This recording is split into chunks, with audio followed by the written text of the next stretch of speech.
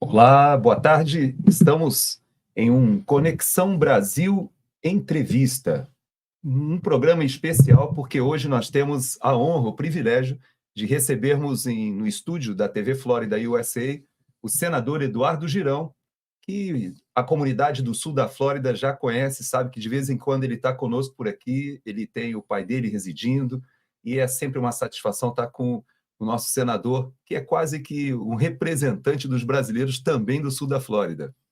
Uma honra, Gerson. Muito obrigado pelo convite. Todos vocês que estão aí nos assistindo no Conexão Brasil, assim, muito feliz em estar aqui de volta, trocando ideia com amigos, com pessoas que têm feito a diferença, Gerson, e você é um deles, mesmo fora do Brasil, mas está levando luz, jogando luz sobre o momento dramático que a gente está vivendo em nosso país, e esse movimento que está acontecendo aqui nos Estados Unidos, ele acaba repercutindo no Brasil, de uma forma ou de outra.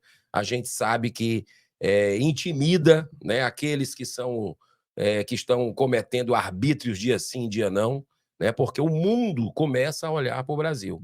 Graças, repito, a pessoas como você, como Paulo Figueiredo, Rodrigo Constantino, né? Também a nossa juíza Ludmila. Então, tem um timaço que se mobiliza com muita coragem por aqui, que está reunindo com os senadores, com deputados, com as comunidades aqui nos Estados Unidos, e que tem alertado, aberto os olhos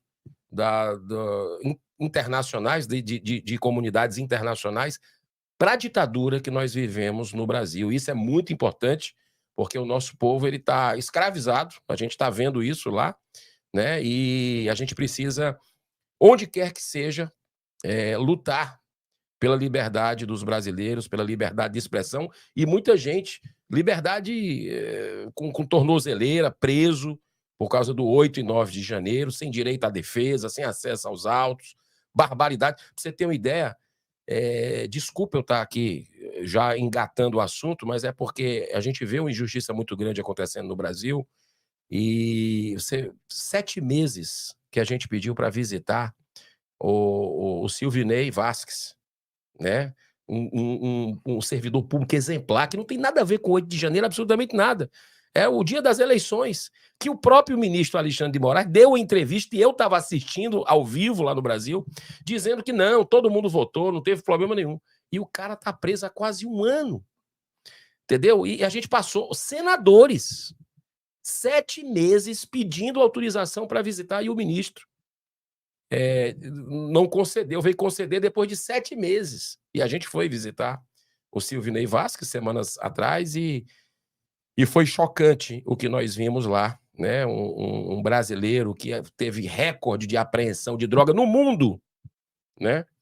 Durante a sua gestão, é um cumpridor dos seus deveres, está lá como um preso político hoje no Brasil. Isso é algo surreal. Você sabe que esse caso específico do Silvinei, ele é um dos que me deixa mais indignado, porque a gente consegue estabelecer uma conexão direta com o que está acontecendo, por exemplo, na Venezuela. A gente tem eleições agora domingo que vem, e temos presos políticos lá, a justiça está a serviço da perseguição política, e o Brasil, ele caminhou muito rapidamente, tanto que aqui no sul da Flórida, a maioria da comunidade não acredita que existam presos políticos no Brasil. Quando a gente fala sobre esse assunto aqui, é impressionante. Ontem mesmo eu entrevistei um jornalista famoso da Venezuela e um empresário também, e falamos sobre a situação na Venezuela, mas no briefing, quando eu conversei com esse jornalista, ele não acredita que o Brasil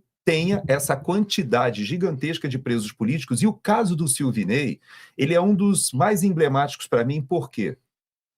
Imediatamente quando começa o governo Lula, o líder do PCC, o Marcola, ele é transferido de Rondônia para Brasília.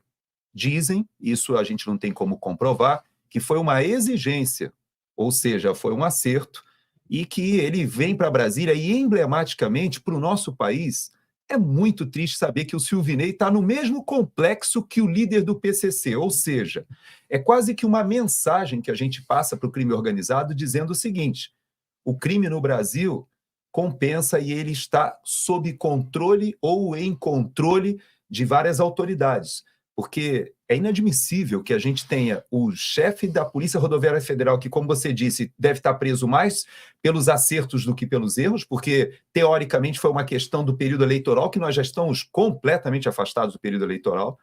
Então, eu tenho, assim, para mim, que é uma das prisões mais emblemáticas. Ela, obviamente, a do Felipe Martins também, né? Acho que são as duas, só que a do Felipe é mais recente. E a do Felipe a gente percebe que é uma perseguição focada. Agora, o Silvinei é inadmissível porque ele ainda está preso, e o detalhe, sem uma acusação formal. Sem denúncia e já perdeu 14 quilos. Eu tive visitando lá na cela, fomos na cela dele, na cela bem pequenininha, 3 pessoas amontoadas ali, com presos perigosos, né, dentro do complexo ali, próximo a ele, como você falou, Marcola. A cela dele, o local tivemos corruptos que roubaram muito dinheiro, milhões ali, presos também naquele local. E a gente está vendo isso acontecer no Brasil. E é impossível que você coloque a cabeça no travesseiro e durma assistindo isso sem fazer nada, né? Por medo, por conivência, seja lá o quê. E eu quero parabenizar esse grupo de senadores, né, que foram 14, se eu não me engano, que assinaram esse pedido. E o do Felipe Martins nós já conseguimos um número maior, né, porque vamos continuar insistindo. 22 senadores assinaram, né, um pedido para visitar o Felipe Martins, lá no Paraná. Estamos esperando a autorização do ministro Alexandre de Moraes. Espero que não, em vez de 7 meses, isso aí não dure uma semana. É isso que é a expectativa que a gente tem, né? E tudo isso nós estamos mostrando. Esse repórter da Venezuela, esse jornalista que você entrevistou, ele não está sabendo ainda, mas a partir do contato que você fez, opa, o que está acontecendo no Brasil? Um jornalista me falou isso, né? E a gente tem visto, andando por Washington, conversando com as autoridades, que todos se assustam, mas começa a colocar ali uma pulguinha atrás da orelha. Ó, tá aqui a documentação, olha o que é que estão fazendo com esse cara, né? Então, são milhares de presos políticos, são pessoas que estão com a vida destruída, devastada, né? Que são anos perdidos na sua vida, com a sua família, em convívio familiar, por algo surreal. Você pegar a Débora, do Batom, lá do Supremo Tribunal Federal, é um negócio assim, cara, que você não compreende. A pessoa não entrou dentro dos prédios públicos. Tem gente que estava lá no Mané Garrincha, que você conhece, 4 quilômetros de distância. Tá lá, arrolado dentro do processo, com 15 anos, 17 anos de prisão. Então, o caso da Débora é muito emblemático também, porque as filhas, né, você vê as crianças. São crianças.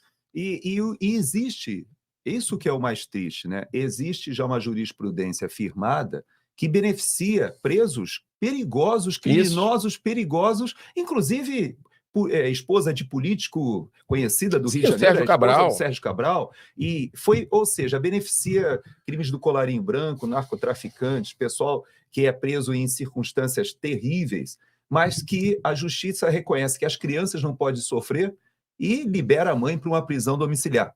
O preso político não tem isso. A impressão que nos dá, senador, é que há um tratamento de inimigo, realmente. É um tratamento de inimigo, perfeito. Completamente diferente do Estado de Direito. Com animosidade. E olha, eu sei que o senhor tem a imunidade parlamentar, eu não a tenho, mas estou aqui no exterior. A minha audiência conhece a minha posição, e eu vou reiterar na sua presença. Eu entendo que é incompatível a presença do ministro Alexandre de Moraes com o Estado de Direito, ou seja, ele não tem mais como permanecer no Supremo Tribunal Federal, na minha perspectiva. Essa é a minha opinião, embasada no que eu estou vendo, nos crimes de abuso de autoridade, no desrespeito à Constituição, nesses inquéritos mantidos em sigilo por anos, inquéritos que não poderiam ter permanecido esse tempo todo. Agora, essa é a minha opinião, mas o que me deixa mais indignado nem é somente com o Senado, que a gente sabe da responsabilidade, o remédio constitucional que existe no Senado Federal, mas eu vou lhe dizer uma coisa, o que me deixa mais indignado são com os operadores de direito. Eu entendo que é tão flagrante o que a gente está vendo no Brasil, de sendo rasgada a Constituição, e mais do que isso, essa perseguição política, jogando o país no abismo Sim. institucional, que a gente fica realmente muito decepcionado de perceber que a OAB, os conselhos, os próprios pares do Supremo Tribunal Federal, a próprio STJ, o Supremo Tribunal de Justiça, porque não existem vozes se levantando para dizer da indignação. E a gente tem um desembargador aposentado, como o Sebastião, que é um homem corajoso, que foi ao Supremo e fez a sustentação oral olhando nos olhos dos ministros, dizendo e chamando atenção para o equívoco, e não vou chamar de equívoco, atualmente não é mais um equívoco, agora já é uma atitude de endosso criminosa, ou seja, formam uma verdadeira quadrilha a partir do momento que vem o crime ocorrer e dão respaldo, e dão sustentação. Então, essa situação hoje, senador, eu creio que nós só temos uma solução, aparentemente o remédio constitucional passa lá pela casa que o senhor tão bem nos representa, mas é triste ver que o brasileiro tem que passar por essa fase. Gerson, o diagnóstico a gente já tem, né? Nós estamos cansados de falar sobre isso e as pessoas ficam até, poxa, eu já sei, e aí? O que é que vai fazer? O diagnóstico, né? Para a gente não perder, e vamos ver o que é que pode ser feito. Eu acredito que passa pelos Estados Unidos. Essa é a minha opinião. Passa por esse movimento que brasileiros como você, como outros que estão pegando o seu tempo e articulando aqui nos Estados Unidos para mostrar, porque os Estados Unidos é a nação mais poderosa do planeta, que está passando agora por uma transição interessante, né? Que a gente vai conversar sobre isso. E eu acredito que a eleição para presidente nos Estados Unidos ela pode ser uma redenção para o Brasil também, né? Agora, o diagnóstico é que você tem os ministros do STF mandando e desmandando, sem nenhum respeito ao Senado Federal, ao Congresso. Eu estou lá e estou vendo isso. Né? Um exemplo é 7 meses para autorizar para visitar um preso político. Você vê um TCU tomando decisões como se para proteger esses ministros, né? Você vê sigilo de jatinho para lá, para cá, né? O exemplo não vem de cima. Você vê um governo Lula alinhado político e ideologicamente com os ministros, né? Então, a situação, ela é uma situação grave, muito grave, porque as instituições, como você falou, PGR não contraria, raramente contraria. Então, a gente espera que as instituições se levantem. E o Senado, hoje, a preço de hoje, eu tenho uma notícia ruim para os brasileiros. Mas aí depende da gente se movimentar. Ou se a gente vai assistir de camarote, Davi Alcolumbre, voltar para a presidência do Senado. Porque a preço de hoje é isso que eu estou vendo lá dentro. Né? E a gente vai precisar se movimentar. Porque a gente percebe a própria oposição aderindo. Que já é pequena, aderindo. Eu vou até lhe fazer uma pergunta direta sobre isso. Porque a sua posição é uma posição estratégica ali no Senado, porque eu acompanho a sua trajetória esse tempo todo. Tivemos a alegria, inclusive, de participarmos da Marcha pela Vida em Washington, e eu fui a seu convite, conheci a marcha por seu intermédio, e tenho uma grande admiração pelas pautas que o senhor defende. Mas eu tenho uma observação sobre essa questão do Alcolumbre. Há informações, boatos de bastidores, de que a oposição o apoiaria à presidência da casa por um acordo em relação à votação de uma emenda constitucional ou de uma lei, eu não sei qual seria o instrumento, da anistia dos presos políticos do 8 de janeiro. Isso é verdade? O senhor ouviu falar sobre isso? Existe essa expectativa? Como é que nós Olha, ali é tratamos? uma casa política, mas eu acredito que, no meu posicionamento, tá? Eu sou da filosofia que os fins não justificam os meios. A gente já conhece o Davi Alcolumbre. Nós vimos o que ele fez quando foi presidente do Senado, há pouco tempo eu estava lá. Então engavetou processo de impeachment atrás de processo de impeachment, não movimentou a casa, continuou desmoralizada. Nós estamos nos 200 anos do Senado, eu acho que o ano mais desmoralizante está sendo esse ano, né? Porque a gente está vendo todo tipo de... Até senador voltou à rede social agora, mas passou um ano e tanto com a rede social bloqueada, um senador. Quando eu falei aqui no Congresso americano, falando com os deputados, não pode, um senador, você está de brincadeira. Isso é uma ditadura clássica. É E, impressionante. não dá para entender. Aí liberaram, correram, por causa na minha opinião, por causa do movimento dos Estados Unidos. Liberaram a rede dele e tal, mas as barbaridades, é um festival de barbaridade que continua acontecendo. É o que você falou, o movimento é um movimento que parece um movimento de ódio mesmo. Aí sim, é um movimento de animosidade, vendo como inimigo as pessoas, querendo passar um recado à custa de vidas. Entendeu? À custa de sofrimento de pessoas que estão injustiçadas. Ó, quem errou, Gerson, vamos combinar. Quem errou, e aí por falta de liderança ou por omissão de liderança, tá? Quebrou o Senado, quebrou o Congresso, o Palácio do Planalto, tem que pagar. Não tenha dúvida. Mas tem que pagar de acordo com a lei. Tem lá, a tipificação, tem tudo. Mas não, os caras estão dando 15, 17 anos. E tem pessoas que nem sequer entraram. Tá certo? Você vê o que aconteceu com o preso, o Coronel Naime, a situação do ajudante de ordem, né? O Cid.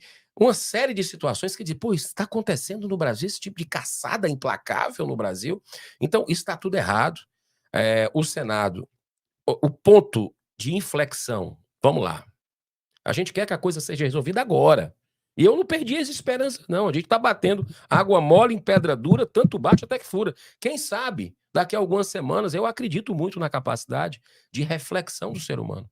Né? E quem sabe não existe um movimento de pessoas de bem que estão caladas, OAB, outros ministros do STF, os ministros do STJ, juízes, senadores, deputados, e aí se faz um levante, parou, já deu. Gente, pelo amor de Deus, não está dando para dormir. E aí se para com isso, tá? Eu acredito que pode acontecer. Agora, o limite do limite é 2026. Eu não sei como é que vamos estar até lá. Eu não sei. Mas 2026 por quê? Porque nós vamos poder renovar 2/3 do Senado Federal. O problema hoje do Brasil, eu digo isso com o coração na mão, porque eu cheguei no Senado, fui eleito pelos meus conterrâneos cearenses, nessa perspectiva de que a justiça tinha que avançar para todos, pela Lava Jato, lembra? Aquela coisa toda. E eu cheguei achando que tinha mais gente para ser presa. Né? E a gente viu foi a soltura geral dos corruptos e prendendo quem prendeu os caras. E caçando, indo atrás de caçar mandato, como do Deltan Dallagnol, né? Indo atrás do pessoal do TRF4. Né? Agora nós estamos com o Marcon. O Marcon lá no Rio Grande do Sul. Grande deputado. Cara espetacular, corajoso, mas por quê? O Deltan também, velocidade da luz. Foi caçado. Então, eu acredito o seguinte, que podemos ter boas notícias. E vamos continuar. Água mole em pedra dura, tanto bate até que fura. Você cobrando seu parlamentar, né, escrevendo um artigo para o síndico, para o condomínio, para os seus grupos de trabalho. Esse é um trabalho importante. Mas o limite da gente, o ponto de inflexão do Brasil, o divisor de águas do Brasil é 2026. Porque são 2/3 do Senado Federal. O problema do Brasil, na minha opinião, você disse, tem vários problemas no Brasil, vários, segurança jurídica, tudo por causa disso. Mas o principal problema chama-se Senado Federal. Olha só que coisa. Não, tanto é verdade que nós estávamos juntos nessa última oportunidade em Washington, quando a gente conversou com alguns parlamentares ali, uma das coisas que me chamou a atenção foi que quando nós falávamos que o presidente da República nomeou o seu advogado pessoal na Suprema Corte, a pergunta que eles nos faziam é o seguinte, poxa, é muita cara de pau ele indicar o próprio advogado, até porque foi um advogado num processo criminal em que ele foi condenado. Mas eles perguntam, e o Senado aprovou? E o Senado aprovou? E quando a gente respondia que sim, aprovou, e com muita facilidade. Facilidade total. Então, realmente, ali é o ponto focal. Mas muita gente diz, e aí entra numa questão, e eu faço questão de falar para a nossa audiência, que nós não temos pauta combinada, a gente está batendo papo aqui como dois amigos, em que o senador me dá liberdade de perguntar o que eu quiser. Então, por isso eu vou entrar agora numa área que não combinamos, eu nem sei se eu vou deixar ali algum tipo de pegadinha para ele aqui. Mas um passo intermediário é a eleição municipal. Não tenha dúvida que a gente percebe que as eleições municipais, elas estão sendo tratadas pelos caciques dos partidos não como uma eleição pensando no cidadão ali da localidade. A gente observa que os debates dos caciques de partido, principalmente das capitais, eles não estão muito preocupados ali em eleger o melhor candidato para a cidade, mas na melhor articulação política que será feita já pensando em 2026. Por isso que eu pego esse seu gancho, porque vários problemas. A gente tem os exemplos que a gente conhece de São Paulo ali, que está dentro daquela confusão do PL, não sabe. A gente tem a menina do seu partido, a Marina, né? Marina Helena. Marina Helena. Para mim, eu já falei isso, inclusive, em vários programas, então eu posso repetir na sua frente para dizer que não é demagogia. Se eu fosse eleitor em São Paulo, eu votaria eu chamo ela de menina do novo, é a Marina, para mim é a melhor candidata, e num segundo turno eu votaria em qualquer pessoa menos o Boulos. Quem passar o segundo turno, para isso existe os dois turnos.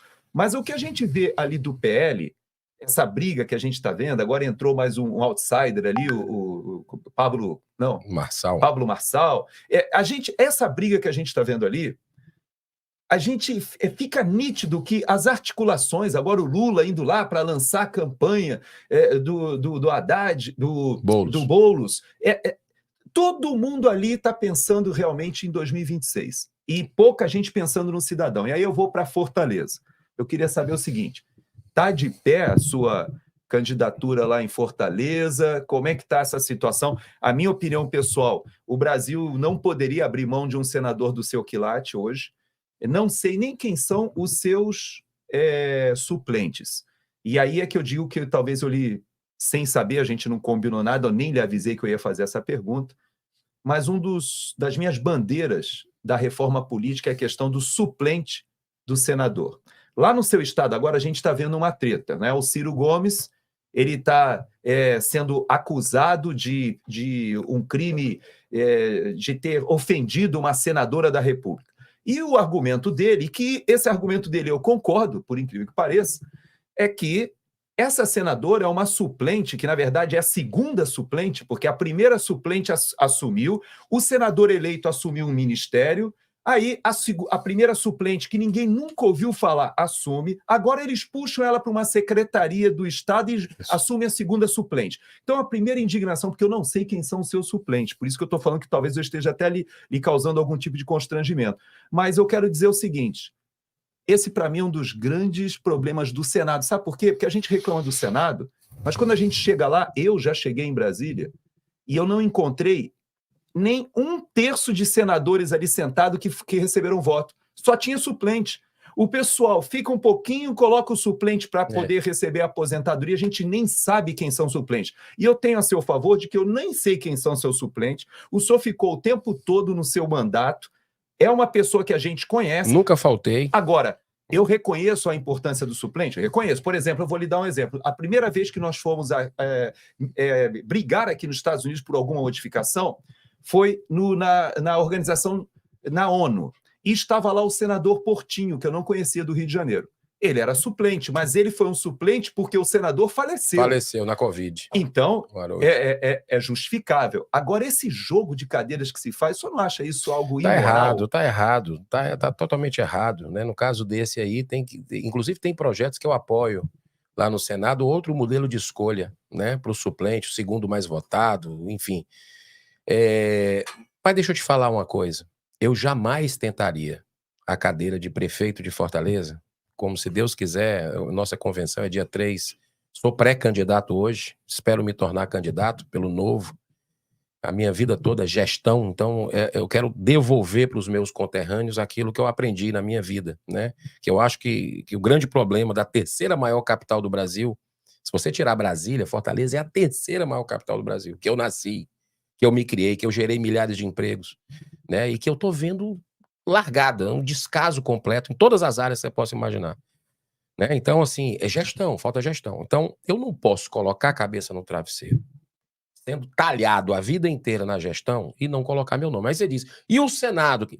Eu também jamais concorreria a prefeito de Fortaleza se não tivesse um suplente à minha altura, com os valores que eu defendo, com os princípios, com as pautas. Então, que é o Sargento Reginaldo, né, um cara sensacional.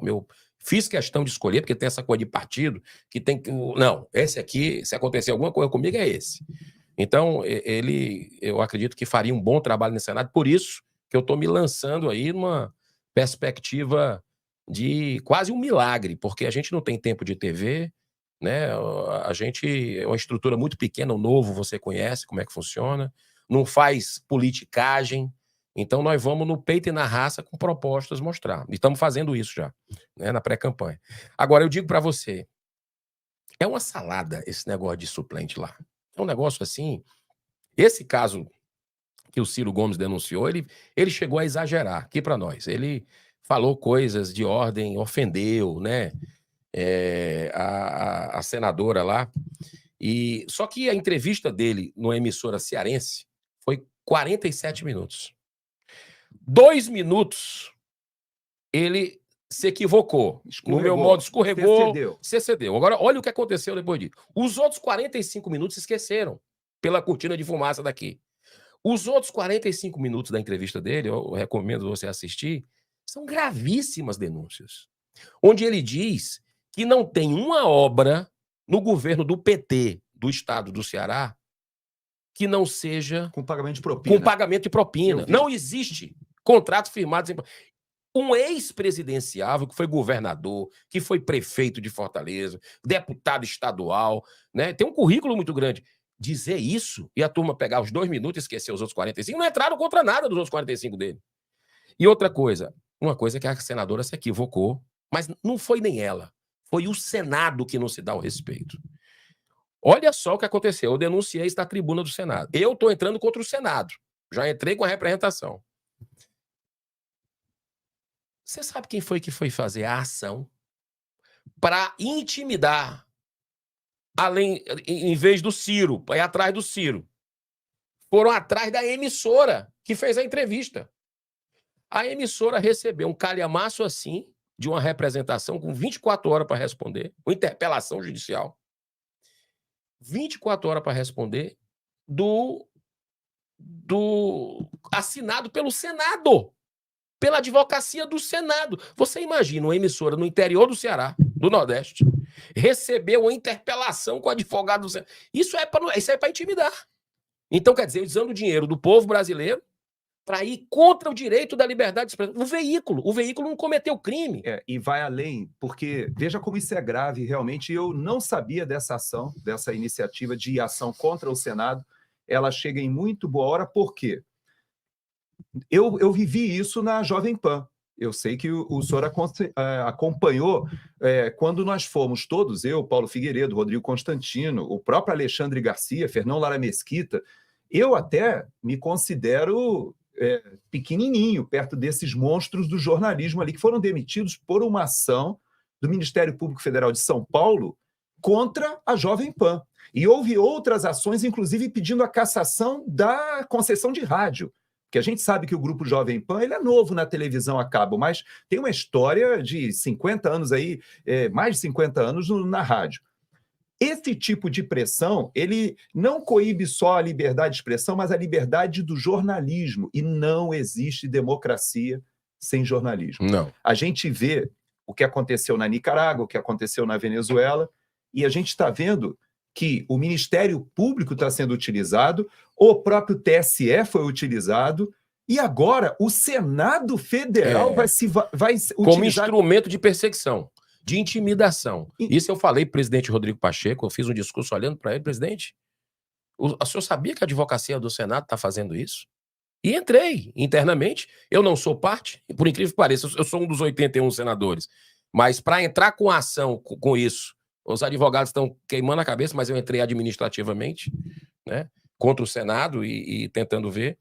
Agora, pelo menos expor, né, as entranhas. Eu vou repetir, 2026, e eu digo para você, a minha avó, eu gosto de pedir desculpa, eu gosto de repetir isso. Ela falava, ou a gente aprende pelo amor ou pela dor. O brasileiro está sofrendo, olha, o nosso povo brasileiro está sofrendo uma provação sem precedentes na história. De algo, assim, surreal, econômico, a gente já está vendo tudo acontecer, a questão do esbanjamento aí, de falta de controle nas despesas, o exemplo não vindo de cima, o presidente viajando, gastando tudo o que pode, sigilo de tudo. A gente está vendo aí perseguição a jornalistas, a veículos, a gente está vendo preso político, a gente está vendo perseguição a empresas privadas, a última declaração aí do próprio ministro Moraes, né, assim, falando da iniciativa privada. Então, nós estamos vendo no Brasil algo que a gente não imaginava que fosse ver. Então, 2026, a gente tem um compromisso de trocar senadores. São, na minha opinião, poucos ali tem que ficar. Agora é o seguinte, é para você estudar o que é que cada um fez durante esse tempo, como é que cada um votou nas pautas que te interessam. Tem muitas aí para você ver recente, de impostos, aumento de imposto, isso. Vai lá e vê quem foi que votou com esse governo irresponsável, perdulário, vingativo. Então, trocar esses senadores. E não é fácil. Vai ter que ter muita inspiração e transpiração de todos nós. Por quê? Porque você viu as emendas parlamentares pro Amapá, que é o segundo menor estado do Brasil. O Randolfo se ufanando. Meu amigo, foi dinheiro. Agora, é tanto dinheiro que você não grava. Mas foram centenas de milhões de reais para um estado, com todo respeito aos amapaenses, que merece. Eu conheço aquele estado. Fantástico. Mas não justifica qual é o critério disso. Aí é o tal da politicagem. É o presidente da CCJ, é o líder do governo. E aí, olha a politicagem, falta de critério com dinheiro que é meu, que é seu. Então, isso é para quê? Para essa turma se perpetuar. Para essa turma nunca sair do Senado. Por isso que dizem que o Senado é o céu. Você já ouviu essa expressão? Vários que passaram por lá, teve um que foi ex-governador do Ceará, o Virgílio Távora, coronel Virgílio Távora, que ele dizia o seguinte, o Senado é o céu. Aí todo mundo, céu como? É tão bom que você não precisa nem morrer para estar lá. É mordomia demais, é carro com motorista, é apartamento funcional, é auxílio moradia, é plano de saúde vitalício para ele e para a família dele.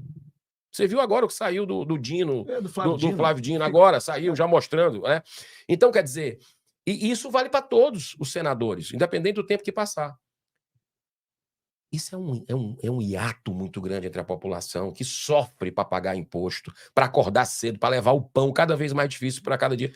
Então, isso, o cara com essa verba toda de emenda parlamentar, ele não sai. A não ser que tenha um grande movimento de conscientização, que aí vai depender de um a um, com as pessoas, conversar com as famílias, com os amigos, para não votar numa pessoa dessa que foi contra o Brasil o tempo inteiro. Entendeu? Não, e a impressão... Vamos pegar esse caso emblemático do Amapá, porque eu acho que ele é bem didático. Para mim, porque não é só a questão do Randolfo ter mudado para o PT agora, ele agora entra no PT, recebe e está capitaneando todas essas emendas que foram direcionadas para o estado dele à véspera das eleições municipais. Então, a questão não é nem a perpetuação no Senado, nesse caso, para mim é muito mais grave. É que isso tem uma intenção específica de interferência nas eleições municipais. Não respondi sua pergunta, desculpa. Vamos lá. Eleição municipal é a base de tudo. Com ela se constrói o Senado em 2026. Entendeu a situação? Então, agora, realmente você tem razão. Eu estou falando 2026 aqui, mas 2026 começa agora. Nessa eleição, daqui a 3 meses. Então, é importante que você que está nos assistindo no Brasil, ou você que está nos assistindo aqui na Flórida, que fale com as pessoas que você conheça no Brasil, porque nós vamos ter que mudar agora. A escolha dos prefeitos e vereadores é chave para o Senado em 2026. Você vê a irrigação dessas emendas, muita coisa de orçamento secreto, e tem um detalhe que eu estou levantando, tá certo? Mas eles estão privilegiados. Você sabe que tem emendas que são constitucionais, fora as do orçamento secreto, que é Certo. muita grana. Sempre votei contra também, sempre denunciei, mas acontecem ainda. E você tem as emendas constitucionais, que todo senador e todo deputado tem. Aquelas que faça chuva, entra governo, faz governo, entra. É errado. Porque isso não é papel de senador nem de deputado, tá? Tá lá na Constituição, o papel qual é? É de fazer leis e de fiscalizar. E colocaram isso para perpetuação no poder, com dinheiro. Que é absurdo.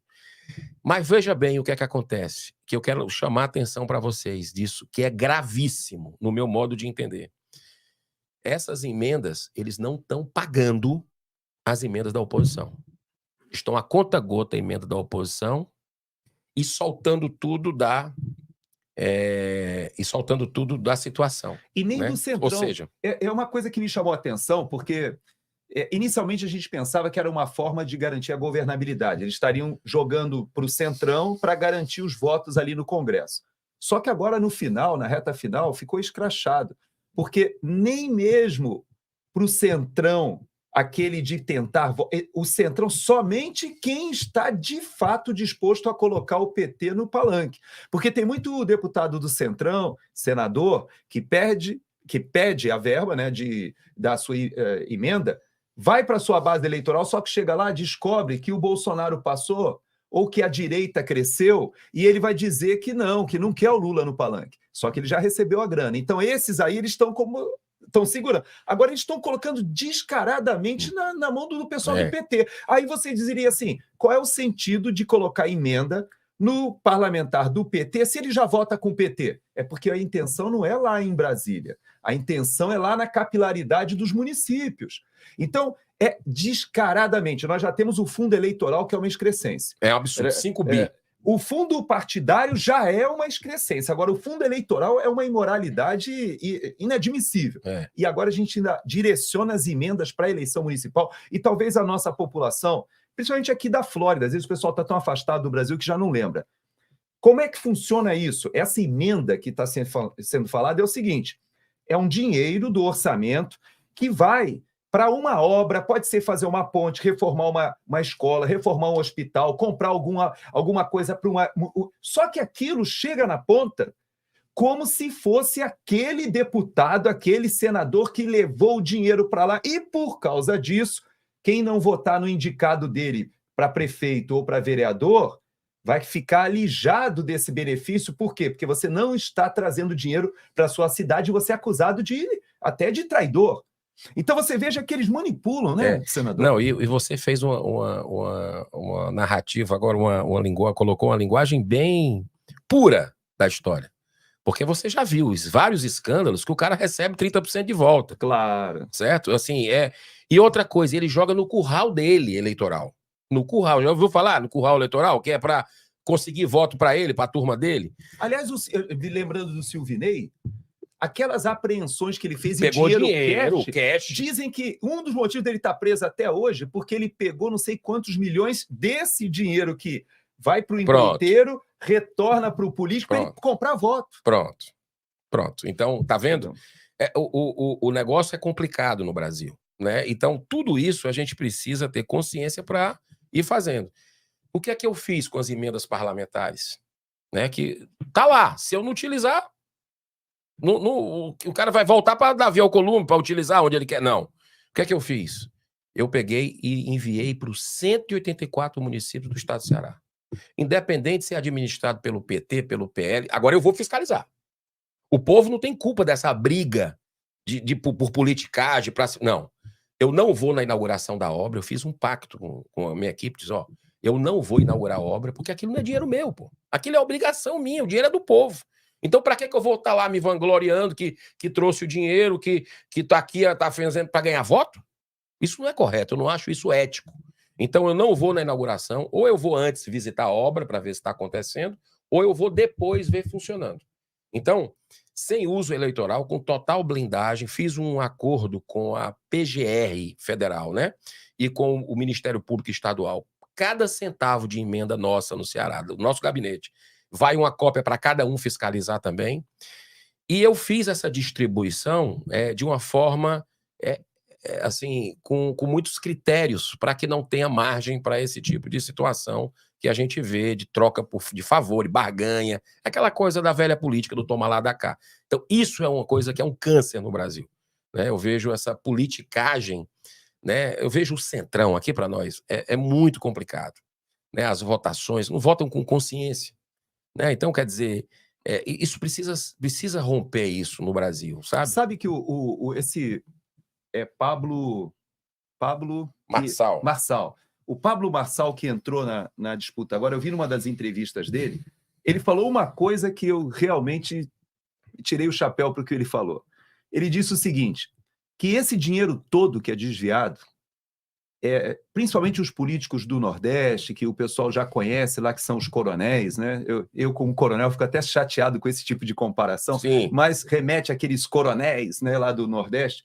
Ele falou uma coisa que é verdade, vários deles já são muito ricos, vários deles já têm muito dinheiro. Esse dinheiro que é desviado não é necessariamente para o enriquecimento próprio, mas é para a manutenção no poder. O poder parece que ele enebria, ele deixa esse pessoal com uma profissão, porque eles são políticos profissionais. Não é missão. Não é missão. É meio de vida, né? Então, eles usam esses desvios para comprar voto, para se manterem no poder, porque aquilo ali realmente é um círculo vicioso que joga a nossa política para o buraco. Nós estamos quase no final do programa. Já, porque a gente tem, e falo até para a nossa audiência, que nós estamos fazendo esse programa ao vivo, mas daqui a pouquinho nós vamos gravar para o Mundial Telenotícias, com Paulo Echevarria, que é um parceiro aqui da TV Flórida USA. Nós vamos usar os próprios estúdios aqui da TV Flórida daqui a pouquinho. Então, senador, eu queria, já partindo para o finalzinho, a gente ia falar até dos assuntos internacionais, eu vou só um fechamento rápido. Veja que o presidente Trump, ele tinha 2 senadores de peso para se colocar de vice-presidente, o senador aqui da Flórida, e acabou o J.D. Vance sendo escolhido, de Ohio. Ele tinha um governador também, que era um político experiente, e agora eu estou vendo entre os que estão sendo cotados ali pela Kamala Harris, tem 7 governadores, 2 senadores que estão disputando, ou seja, os políticos aqui também são políticos que constroem uma vida. Mas os senadores aqui, eu quero lhe dizer isso, eu vi a audiência que foi feita no Congresso, agora, ontem, e que colocou a chefe do serviço secreto para responder, e, se eu não me engano, ela já foi demitida ou pediu demissão hoje. Pediu. Então, fruto de toda aquela pressão. E a gente vê, eu posso lhe dizer, eu fiquei olhando aquilo e dizendo, caramba, que respeito e que imposição de respeito tem os parlamentares aqui dos Estados Unidos. O Deep State, ou seja, esse establishment dos partidos, treme quando são convocados para ir no parlamento ou quando são cobrados em relação ao parlamento aqui dos Estados Unidos. Eu quero lhe dizer, no finalzinho dessa nossa conversa, que essa sua posição ética na distribuição das emendas, a sua postura lá como senador, que é um dos senadores que nos representam realmente lá, é fundamental, senador, que a gente consiga restaurar a dignidade mínima do nosso parlamento. Sim. Porque a nossa Constituição, ali no artigo 1º, né, ali logo o parágrafo único, diz que o poder que emana do povo, ele só pode ser exercido por intermédio dos seus representantes eleitos. Só que no Brasil, a gente tem no Senado essa excrescência da gente chegar lá e não encontrar ninguém eleito, são suplentes que a gente nunca ouviu falar. Chega na Câmara dos Deputados, é a mesma coisa, porque são votos que são conquistados na legenda, e grande parte daqueles deputados federais não foram os mais votados, alguns, inclusive, receberam pouquíssimos votos. Então, para mim, a reforma política é uma das principais coisas que o Brasil tem que fazer.